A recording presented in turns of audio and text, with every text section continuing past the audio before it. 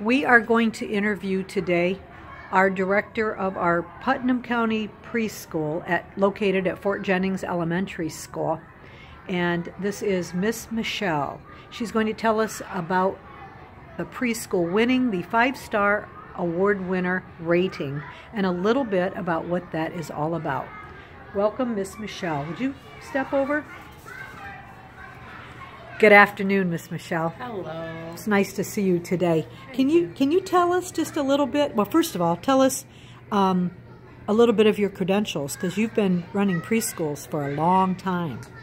I initially received a bachelor's in education from the University of Toledo in learning disabilities and developmental handicaps, but never applied that as I took a job as the early educational handicap teacher and have been doing that for 24 years. And that must be a great deal of why Putnam County's preschool program located here at Fort Jennings Elementary School is so successful. In completing my master's in early education of the handicap is when I began doing more with the credentials and the programs, and things in licensing started to change.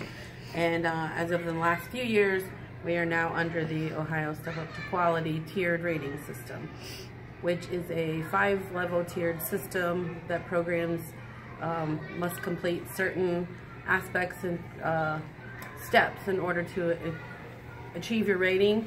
And each rating requires the program to complete more parts to it: parent parts, educational parts, professional development parts. Your background counts for some things towards the points. Well, you've mentioned earlier in our conversation about the importance of developing a strong parent-family relationship with your students. And you are such a wonderful conductor of that type of thing. You had showed me many papers of how you keep in touch with parents. You have your open door classroom, you have newsletters, you have activities, you have resources, you have conferences, you have so many things. Can you give me just a little bit of your opinion on why it's so important to establish that good contact with parents and caretakers of your students? Sure. Well, at the preschool level, you have to understand that this is, for most children, their first experience at any structured educational system, and as well for most of the parents. They've either been at home or with child care sitters, things of that nature, and so parents aren't used to turning over their most prized possession yet to strangers and not know what's going on. So it's very important that we maintain that connection between them, so that, one, they're aware of what is important to us that we're looking for at children at this age along developmental milestones, but also so that they can be a part of facilitating those same things at home with children. And so in that instance, we like to, on a monthly basis, keep in contact with parents, sending them newsletters about what concepts we're talking about, what some lessons or stories we might be reading, and then we also include a monthly checklist of the actual curriculum and content standards that we will check and assess for that month, so that they know how their child's performing on a month-to-month basis within the classroom. Well, Miss Michelle, that's quite an outstanding list of things that you must do every day for these students. How many preschool students do you have? You have 2 different classes, morning and afternoon? Correct. We are currently serving 34 students in total, and that is with AM and PM sessions 5 days a week. Our program is an integrated program, so we do have children with special needs. We serve children on IEPs as well as their typical peers within the same groups.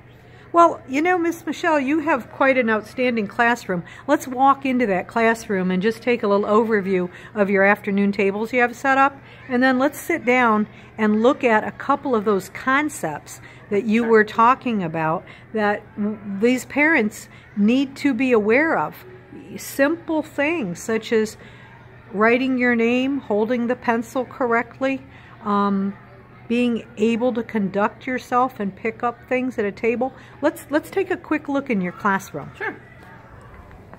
Come on in.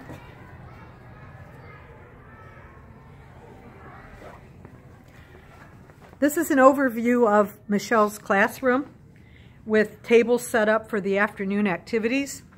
There are many, many, many, many things in this classroom to keep students busy and occupied.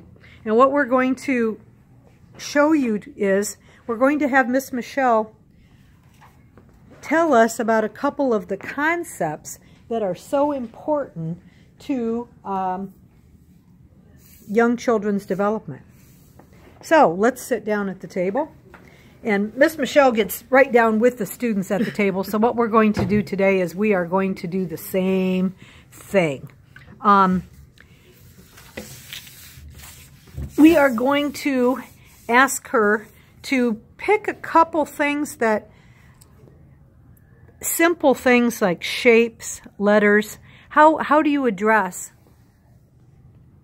these different things? Because your students walk in here at various levels of development.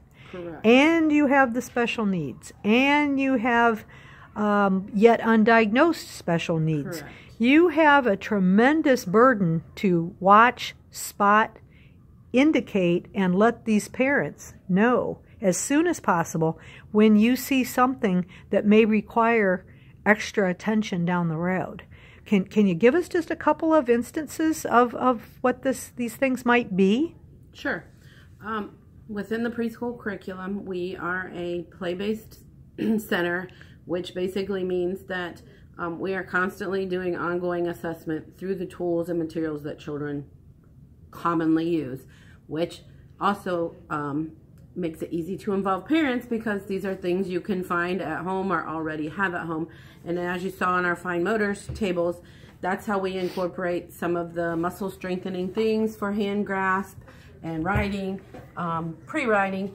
We do these tables weekly. Let's walk over to that table and point to that. Areas that we change weekly, and the children rotate through the tables. Which one is the fine motor skills table? All of them. All of them every day. But what's on them will change. Today, this table is puzzles, but you'll see that they are also differentiated instruction. Children who already can write their name have a blank one, or they can trace off of the name tag that's on here. If they're not ready for that yet, then they are able to trace a name. These we're working on the Olympics, tying it into what's relevant in today's news. So this table is working on puzzles as their fine motor.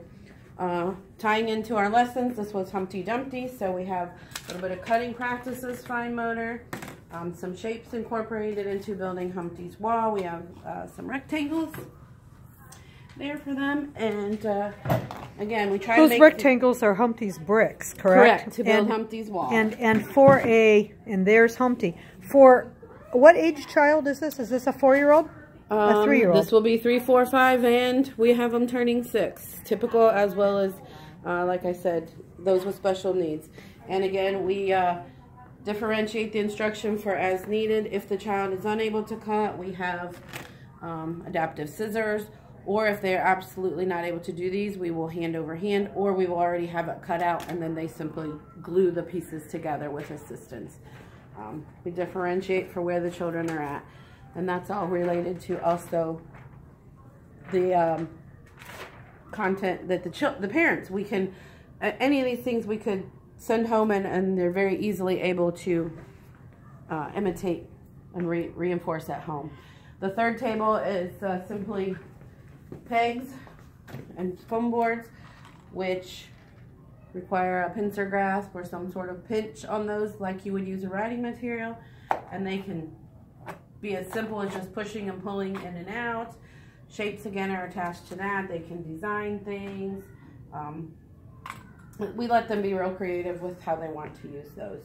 So Miss Michelle, you have a big class coming in just a few moments. We appreciate the time you have given us today. Can you just tell us briefly why this 5-star quality rating is so important?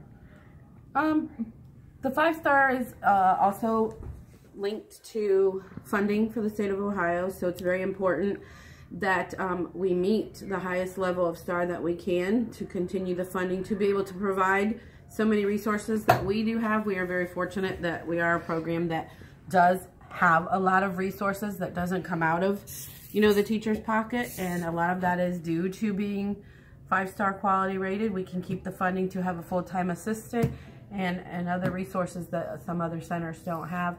It's also important to have the 5-star because in the preschool world, we're still fighting to prove our relevance, that preschool does have a role and it is important to early development, that we expose them to these things and that they have opportunities when they're young, and that hopefully creates the foundation for them to build upon in the elementary years. So it is very important that we meet all of those credentials to get the 5-star rating, both for our children and families, as well as for the funding of a program to continue. Would you say that you have a lot of parents that have realized that you have this rating, have researched you, and have specifically put their children here in your care as a result of the program you have built over all these years?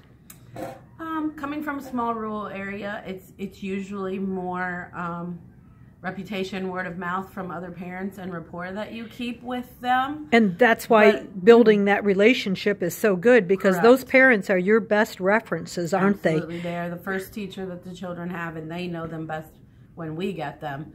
And we're the first educational structure to have them. You're their introduction, and I will say that, you know, here at Fort Jennings Elementary School, we have a great cast of teachers, but they start out with you, and that starts them out on the right foot for education, which, let's take a look and what you're welcoming coming in your new class. Would you like to walk over and Hi. use your, and then what we'll do is we'll say goodbye to Miss Michelle here briefly after she greets her students. This is Miss Michelle's regular routine. Hi. How are you? Hi, Corbin. Your coat is off. Aren't you cold? You have 2 coats. So you have 2 coats today. Hi.